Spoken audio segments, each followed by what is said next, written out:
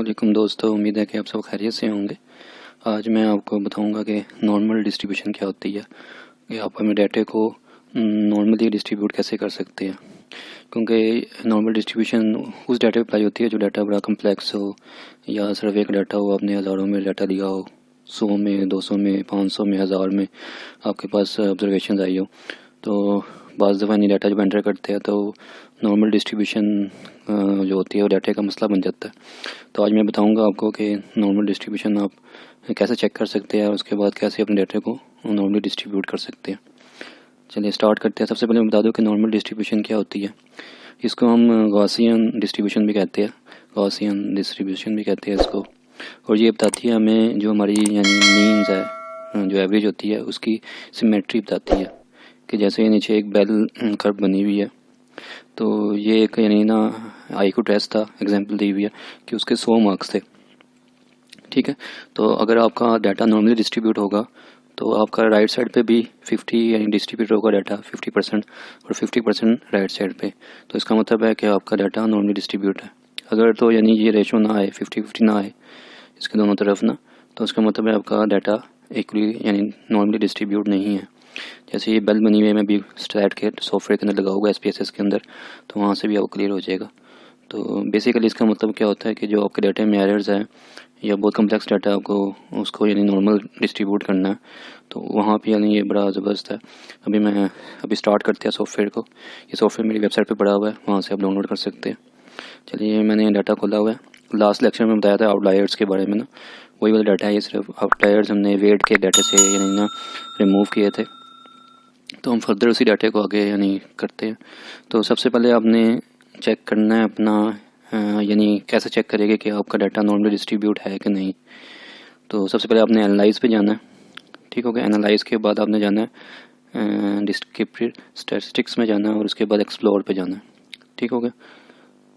और इसके बाद आपने जिस अपने पैरामीटर का चेक करना है, फॉर एग्जांपल, और ये भी ध्यान में रखें, ये क्वांटिटेटिव डाटा जो कंटिन्यूस डाटा होता है उस पे लगता है ये नॉर्मल डिस्ट्रीब्यूशन जो टेस्ट है ना, ये ध्यान में रखना। मैं क्वांटिटेटिव डाटा पे लगता है। ठीक है, जो कंटिन्यूस डाटा हो और क्वांटिटेटिव डाटा हो, ठीक है, क्वांटिटेटिव डाटा हो उस पर लगता है।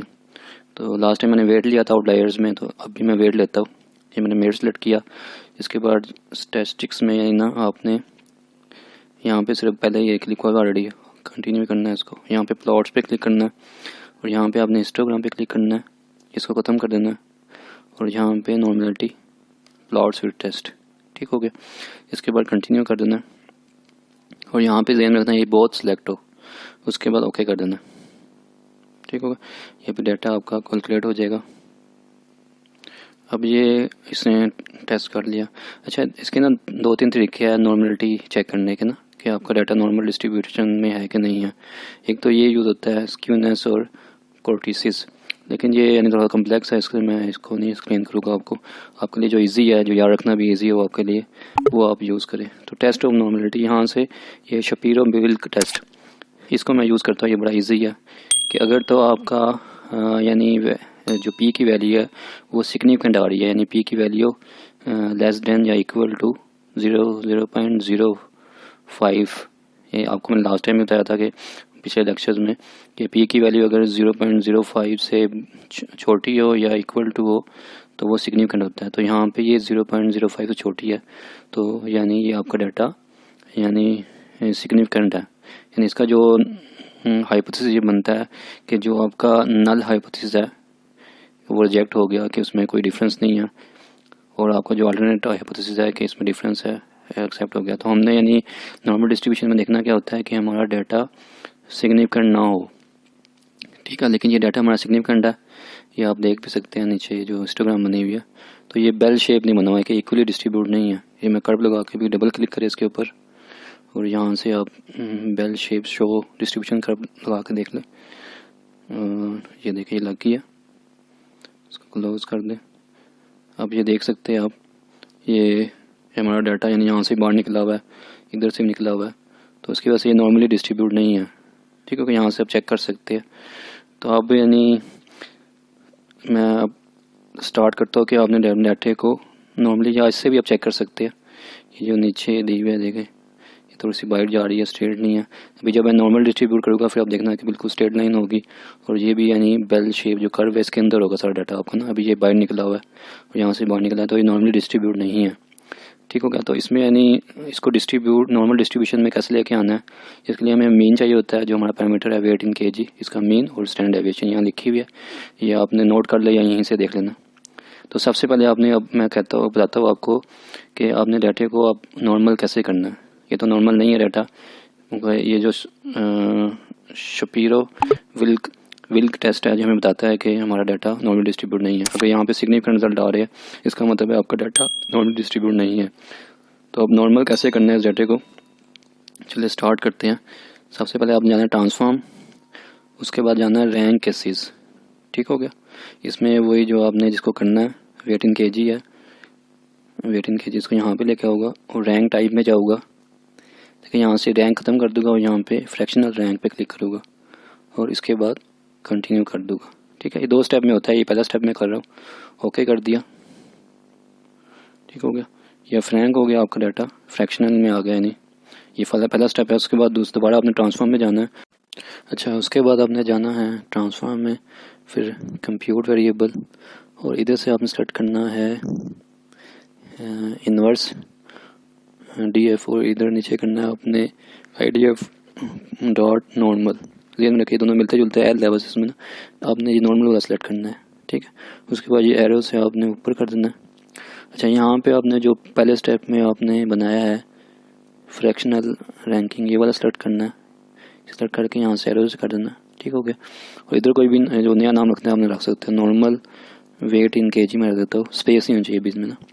अच्छा, ये सेकंड नंबर पे हमने लिखना है यहाँ पे इसका मीन, ये देख लेते हैं, ये हिस्टोग्राम पे लिखे हुए मीन वेट इन केजी का, ये देख ले ऊपर तो ये वेट इन केजी और ये इसका मीन लिखा हुआ है, यहाँ से हम नोट कर लेते हैं 99.96, ये 99.96 सॉरी यहाँ पे क्लिक करके ना 99.96, और इसकी स्टैंडर्ड डेविएशन है 32। आगे ये दूसरे ब्रैकेट यानी कॉमे के बाद आएगी स्टैंडर्ड डेविएशन 32.694। ठीक हो गया। उसके बाद आपने ओके कर देना, ये ओके किया, ये आप देख सकते हैं नीचे लग गया।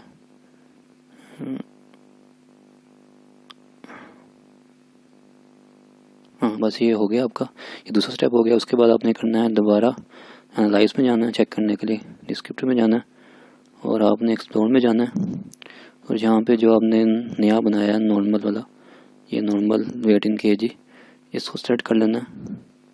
ठीक हो गया, और यहाँ पे ये यूँ रहेगा डिस्क्रिप्टिव, और प्लॉट्स में ये हिस्टोग्राम ये ख़त्म कर देना आपने, और नॉर्मलिटी कंटिन्यू, और ये यहाँ बोथ पे हो ओके कर देना। अब ये देखें, मैं दिखाता हूँ आपको, अब ये देखें बिल्कुल स्ट्रेट लाइन आई है। देखें मैं इस पे वो बेल कर भी दिखाता हूँ, ये क्लोज। अब ये देखें डाटा सारा उसके अंदर आ गया। पहले ये देख लेते हैं पहले कैसा था डाटा, पहले ये देखें कितने बार निकले हुए थे यहाँ से। तो अब इसने क्या किया, अब ये डाटे को ये मैं दिखा देता हूँ नीचे, ये ब्रैकेट साइडों से भी सारा इसने नॉर्मली डिस्ट्रीब्यूट कर दिया, यानी बेल शेप के अंदर सारा डाटा आ गया आपका। और ये देखिए ये बिल्कुल स्ट्रेट हो गई है लाइन ना आपकी, और इस केस में ये देखिए नीचे जा रही थी, और जब हमने नॉर्मल डिस्ट्रीब्यूट किया तो लाइन बिल्कुल स्ट्रेट हो गई, ये देख सकते हैं आप स्ट्रेट हो गई। ठीक है, और हमारा जो पी वैल्यू है नॉर्मलिटी डिस्ट्रीब्यूशन लगाने के बाद वो भी नॉन सिग्निफिकेंट हो गया। इसका मतलब क्या है कि हमारा डाटा जो है अब नॉर्मल डिस्ट्रीब्यूट हो गया। तो यूँ हम नॉर्मल डिस्ट्रीब्यूशन कर सकते हैं। मैं दोबारा बताता हूँ कि 2 स्टेप में करनी है आपने। सबसे पहले आपने एनालाइज में जाना है, डिस्क्रिप्टिव स्टेट में जाना है और एक्सप्लोर में जाना है, और जो आपका करना चाह रहे हैं for example weight in KG है, ये करना चाह रहे हैं आप, पहले ये नॉर्मल जो डाटा हमने एंटर किया हुआ है वो यहाँ स्टैट में जाना है और यहाँ पे डिस्क्रिप्टिव पे क्लिक करना है। प्लॉट्स में आपने नॉर्मलिटी पे क्लिक करना है और हिस्टोग्राम पे यहाँ पे अनचेक कर देना है, कंटिन्यू करना है और ओके कर, यहाँ पे बोथ सिलेक्ट हो और ओके कर देना है।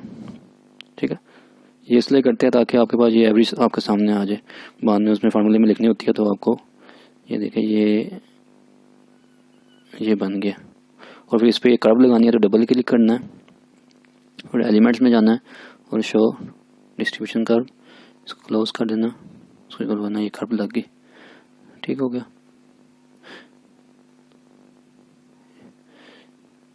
ये हो गया। उसके बाद अब जाना है, अपने 2 स्टेप में है इसको, जो डाटे को अपने नॉर्मल डिस्ट्रीब्यूट करना है, क्योंकि ये पी की वैल्यू सिग्निफिकेंट है और ये बेल शेप से बाहर निकली हुई है चीज़ें।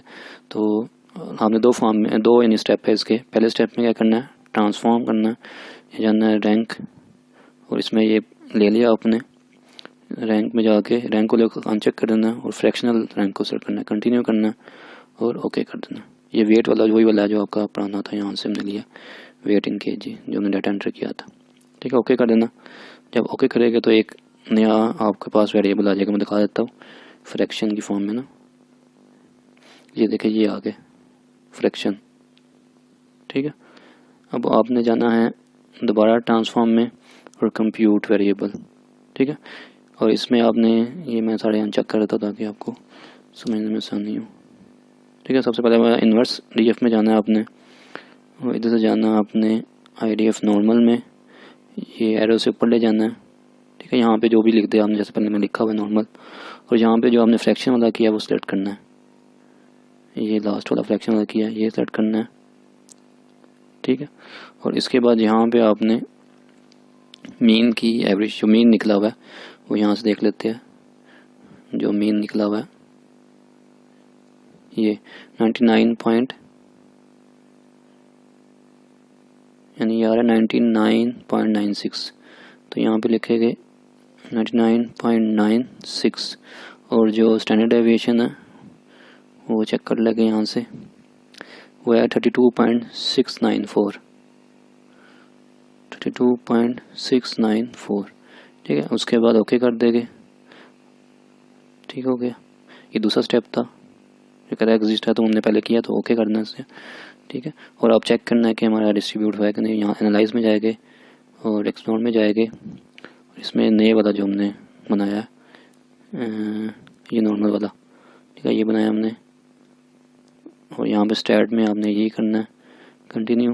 प्लॉट्स में आपने हिस्टोग्राम का सेलेक्ट करना है और नॉर्मलिटी प्लॉट कंटिन्यू कर देना है, यहाँ बोथ करना है, उसके बाद ओके कर देना। ठीक है, और अब ये आपका डाटा नॉर्मल डिस्ट्रीब्यूट हो गया। इस पर कब लगाएं, डबल क्लिक करना है और शो डिस्ट्रीब्यूशन कर्व, इसको बंद कर देना, इसको बंद कर देना। अब ये आपको पी की वैल्यू भी बता रही है कि नॉन सिग्निफिकेंट है, और ये आपको बेल कर्व के अंदर डाटा आ गया।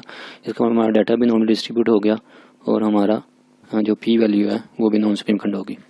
तो आज के लेक्चर में मैंने आपको नॉर्मल डिस्ट्रीब्यूशन के बारे में बताया, तो इंशाल्लाह आपको उम्मीद है कि मेरा लेक्चर पसंद आया होगा। आज के लिए इतना ही काफ़ी है। Thanks for watching my video, take care, अल्लाह हाफिज़।